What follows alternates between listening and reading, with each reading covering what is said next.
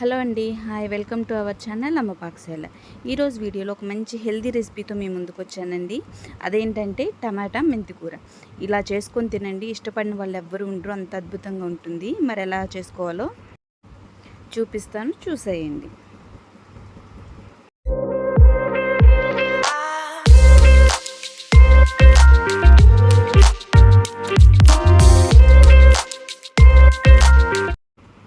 Tomato మెంతికూర చేసుకోవడానికి ముందుగా స్టవ్ ఆన్ చేసుకొని ఒక బాండీ పెట్టుకొని కొద్దిగా ఆయిల్ని వేసుకోవాలి.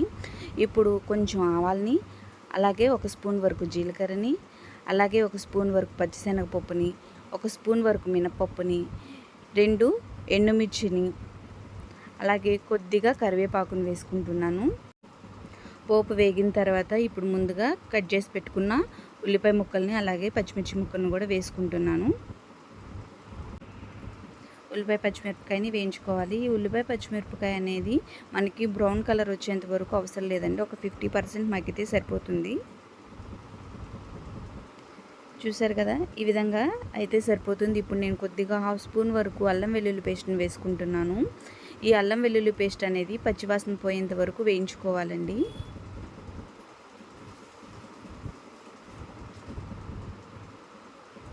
ఈ విధంగా అయితే సరిపోతుంది.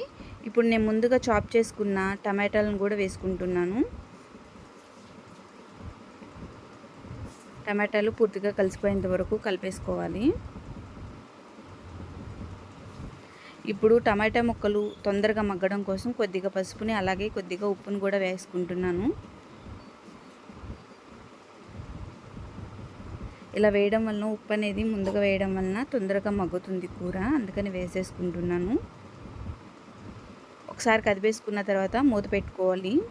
ఇప్పుడు 2 మినిట్స్ ఆగిన తర్వాత మూతను ఓపెన్ చేసి చూస్తే ఈ విధంగా ఉంటుంది. నెమ్మదిగా కదిపేసుకోవాలండి కర్రీని. ఇలా కదుపుతూ ఉన్న తర్వాత చూసారు కదా, ఆయిల్ అనేది పైకి తేలింది. ఇప్పుడు మనం కట్ చేసి పెట్టుకున్న మెంతికూరని కూడా వేసేసుకోవాలి. ఎవరికి ఎంత క్వాంటిటీలో కావాలో అంత క్వాంటిటీలో వేసుకోవచ్చు మెంతికూర అనేది. ఇప్పుడు కూరని మరలా కలిపేసుకుంటున్నాను. మెంతికూర అనేది తొందరగా మగ్గిపోతుంది, ఆకుకూర కదండి, తొందరగా మగ్గిపోతుంది. కలిపేసుకున్న తర్వాత ఒక 2 మినిట్స్ వరకు అలాగే మూతను పెట్టేసేయాలండి. చూసారా కదా, ఈ విధంగా అయితే వచ్చింది. ఇప్పుడు సాల్ట్ని చెక్ చేసుకోవాలండి. ఫస్ట్లో కొంచెం సాల్ట్ వేసాం కదా, ఇప్పుడు మరలా కొంచెం సాల్ట్ని చెక్ చేసుకుంటున్నాము. సరిపోకపోతే వేసుకోవాలి.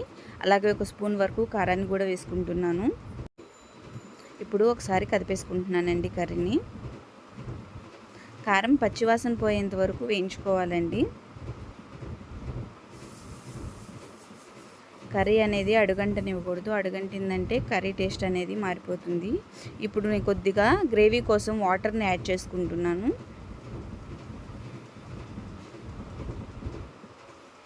వాటర్ని యాడ్ చేసుకొని ఒక 2 మినిట్స్ వరకు మూతను పెట్టేసుకొని ఉంచేసుకోవాలండి. చూసారు కదా, ఒక 2 నిమిషాలు అయిపోయిన తర్వాత ఈ విధంగా అయితే పైకి నూనె తేలుతుంది. ఇప్పుడు లాస్ట్లో కొద్దిగా కొత్తిమీర వేసేసుకొని కలిపేసుకోవాలండి.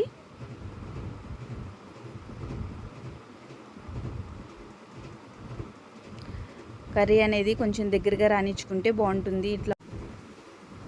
ఇలా అయితే అన్నంలోకి బాగా కలుస్తుందండి. చూసారు కదా, ఈ కర్రీని వారానికి ఒకసారి తిన్నా చాలా ఆరోగ్యానికి మంచిదండి. షుగర్ పేషెంట్స్ కూడా చాలా మంచిది. చూసారు కదా, నేనైతే ఈ విధంగా చేసుకున్నాను. మీరు కూడా సేమ్ ఇదే విధంగా చేసుకొని ఎలా వచ్చిందో నాకు కింద కామెంట్ సెక్షన్లో కామెంట్ చేయండి. నా వీడియో కనుక మీకు నచ్చినట్టయితే లైక్ చేయండి, షేర్ చేయండి, సబ్స్క్రైబ్ చేయండి. బెల్ సింబల్ నొక్కడం అస్సలు మర్చిపోవద్దు. Thank you for watching.